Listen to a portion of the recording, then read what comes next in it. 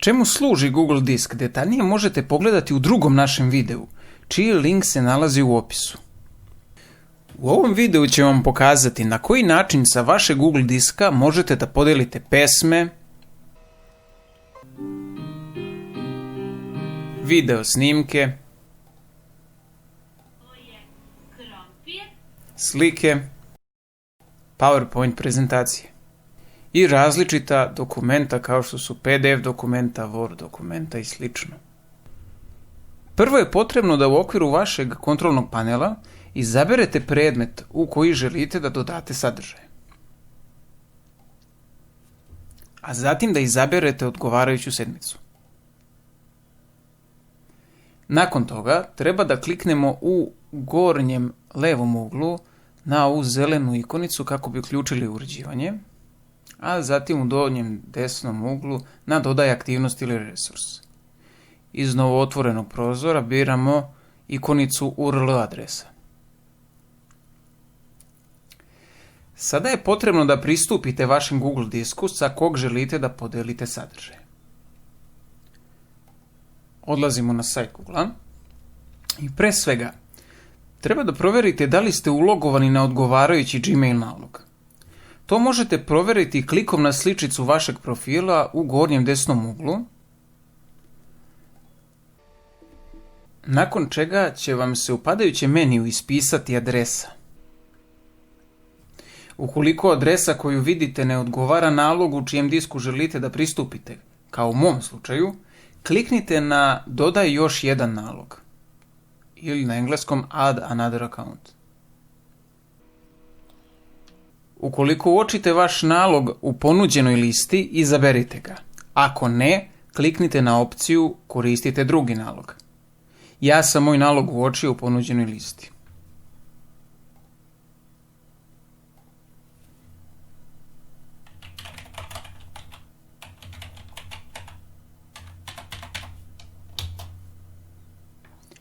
A zatim je potrebno da unesete šifru i kliknete na dalje. Kada se ulogujete na drugi nalog, promenit će vam se i sličica u gornjem desnom uglu. Google disku pristupamo na sljedeći način. Potrebno je da kliknete na ikonicu u obliku kvadratića sačinjenog od tačkica u gornjem desnom uglu pored slike vašeg profila.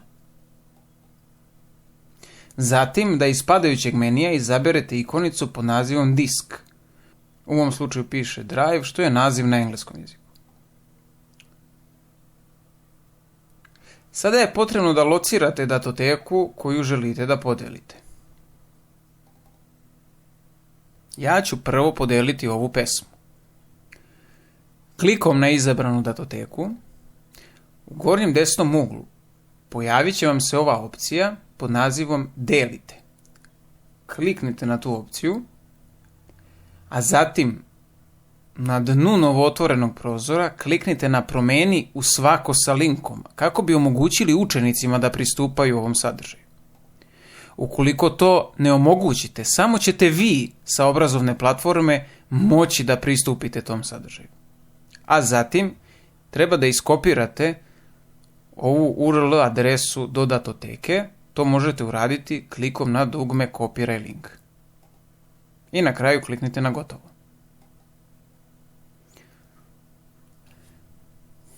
Vratite se na obrazovnu platformu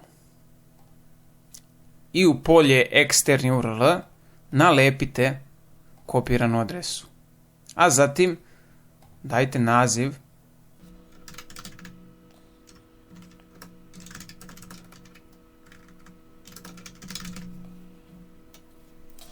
Pre nego što sačuvamo ovaj link, potrebno je da u polju izgled pod prikaz izaberemo opciju otvori.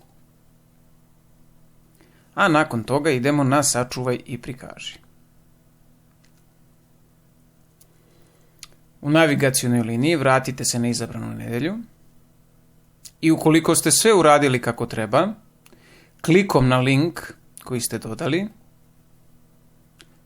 trebalo bi da vam se otvori sadržaj. Ja sam izabrao pesmu, otvara mi se muzički player i ja sada mogu da preslušam tu pesmu.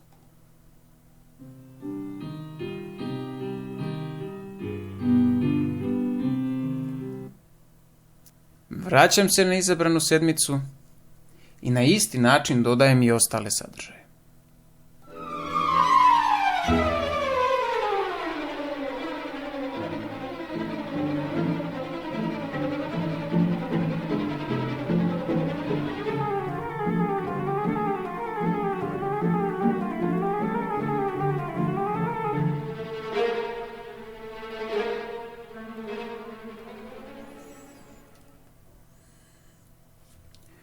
Moj savjet je da prilikom dodavanja datoteka sa vašeg diska na kraju naziva u zagradici upišete vrstu datoteke koju ste dodali. Na seoskom domaćinstvu znam da je video snimak i on je MP4.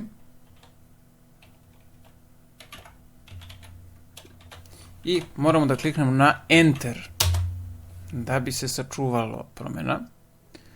Plakat je slika i ja znam da je u pitanju JPG slika. Prezentacija jesen je PowerPoint prezentacija.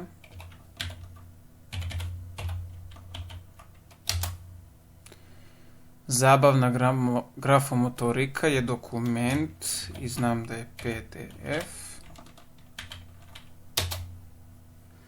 A zanimljivi zadaci su dati u Wordu.